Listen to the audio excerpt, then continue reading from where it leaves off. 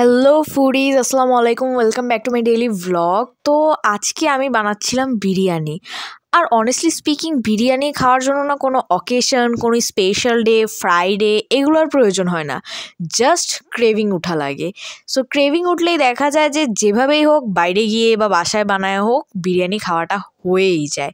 তো এই দিনও এমন হলো, দিনটা কিন্তু কোনো শুক্রবার ছিল না, কোনো স্পেশাল অকেশন, বার্থডে বা কিছুই ছিল না, জাস্ট ক্রেভিং উঠছে। সো এই জন্য হচ্ছে আমি বাসায় এখানে বিরিয়ানি বানাচ্ছিলাম, কারণ বাইরে যাওয়ার মতো সময়ও ছিল না, একদম সন্ধ্যা হয়ে গেছে, বা বাসায় অর্ডার করব ওই ইচ্ছাও ছিল না, কারণ রাত্রে আমার খুব ভাল লাগে কিন্তু আমি আবার অলসও।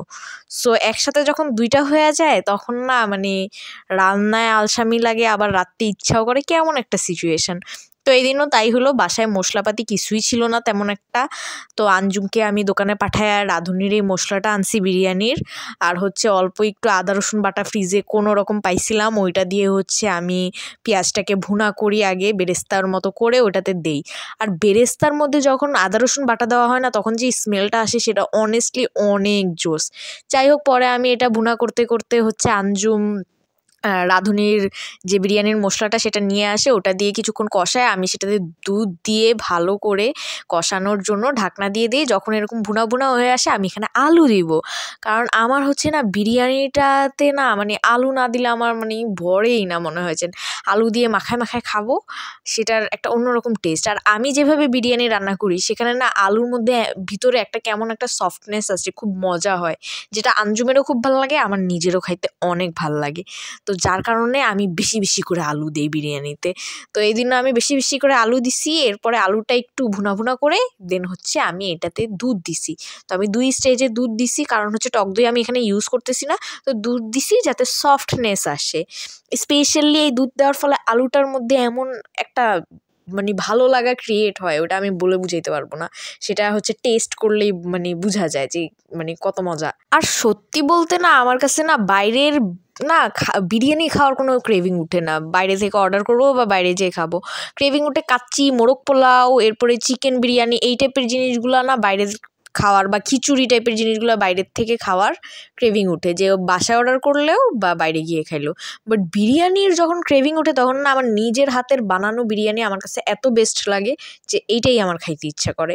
তো দুধসহ মাংসটা যখন কষে আসছে তখন আমি পরিমাণ মতো ওখানে চাল দিয়ে দিছি, চালটা আর একটু ভুনা ভুনা করে আমি হচ্ছে পরিমাণ মতো পানি দিয়ে দিছি, যতটুকু চাল তার ডাবল হচ্ছে পানি। আর সেই সাথে হচ্ছে যখন হালকা একটু বলক টাইপের আসতে নেয় তখন হচ্ছে আমি কাঁচামরিচটা দিয়ে দিছি। এরপরে হচ্ছে যখন একদম ভুনা হয়ে আসবে তার একটু আগে হচ্ছে আমি চুলাটা কমায় ঢাকনা দিয়ে দিছি। আর এদিকে হচ্ছে বিরিয়ানির এই বিরিয়ানির স্যান্ট, এটা ইউজ করলেও চলে, না করলেও চলে। আমি এটা ইউজ না করলেও আমি আমার খাওয়া খেয়ে টেস্ট পাই, করলেও মজা, বাট আমার কাছে এটার ফ্লেভারটা অত আহামরি লাগে না। তো মালিহাপু আনছিল দেখার জন্য যে এটার স্মেলটা আসলে কেমন হয়, তো খারাপ লাগে না, বাট আমার কাছে এটা ছাড়াই আমি প্রিফার করি। তো এটা যার যার প্রেফারেন্স। তো তোমরা যদি এই বিরিয়ানির স্যান্ট ইউজ করে থাকো তো কমেন্টে জানাও যে তোমাদের কাছে কেমন লাগে।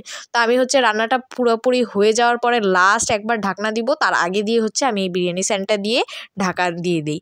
So yes, that was my final বিরিয়ানির লুক। আর সাথে ছিল সালাদ, যেখানে শসা ছিল না, টমেটো আর কাঁচামরিচ কাঁচা পেঁয়াজ দিয়েই আমি হচ্ছে সালাদটা করছি। আর এই যে এই স্পেশাল আলু, এটা দিয়ে জাস্ট খেতে ওয়াও লাগে, ওয়াও। সো আমার মতো তোমাদের এরকম হুটহাট কিছু খাওয়ার ক্রেভিং উঠলে সেই খাবারটা বেশিরভাগ টাইম কোন খাবারটা হয় সেটা না কমেন্ট করে আমাকে অবশ্যই জানাবা। সো আজকে এই পর্যন্তই, আল্লাহ হাফেজ।